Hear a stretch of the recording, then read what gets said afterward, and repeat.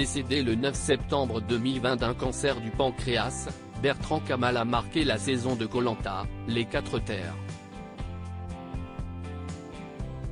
Lors de la finale du Feu Sacré ce mardi 13 juin, un hommage lui sera rendu par Denis Brognard.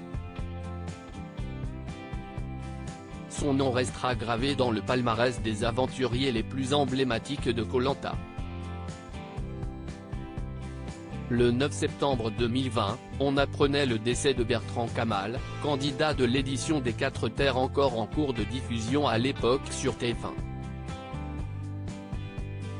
Tombé malade après le tournage du jeu d'aventure fin 2019, le jeune homme âgé de 30 ans a succombé à un cancer du pancréas révélé publiquement dans la presse seulement une dizaine de jours avant son décès. Je préfère le dire. Je n'ai aucune honte avec ça. Les épreuves ne sont encore pas terminées de mon côté, confiait-il alors au bien public. Koh-Lanta, le Feu Sacré, un hommage rendu à Bertrand Kamal lors de la finale avant la diffusion du 3e épisode de la saison. Denis Brognard s'était exprimé face caméra dans un message enregistré. Mon Béka, je garde précieusement avec moi pour toujours tes yeux qui pétillent, nos échanges quotidiens quand c'était dur.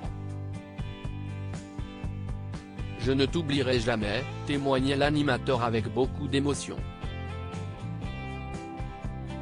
Cette année, le maître du jeu aura également une pensée pour cet aventurier si cher à son cœur au cours de la finale de Koh-Lanta, le Feu Sacré, proposé par TF1 ce mardi 13 juin.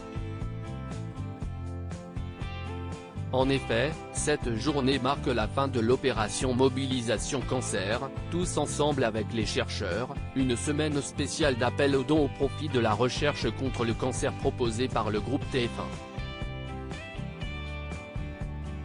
Dans un communiqué, la chaîne annonce que cette date a été spécifiquement choisie pour qu'un hommage puisse être rendu à Bertrand Kamal sur le plateau. 9 jours de mobilisation pour la recherche contre le cancer sur TF1. Si vous êtes de fidèles téléspectateurs des 12 coups de midi, vous avez sûrement entendu parler de cette opération de mobilisation dont l'émission de Jean-Luc Reichmann fait le relais toute la semaine, notamment grâce à des dons offerts par le talent de la championne Céline. Les éditions du JT ont également proposé des reportages avec des témoignages de patients et de chercheurs. L'argent récolté se fait au profit de 2 acteurs référents dans la lutte contre le cancer, Gustave Roussy, premier centre de soins, de recherche et d'enseignement sur le cancer en Europe, et la Fondation Arc pour la recherche sur le cancer.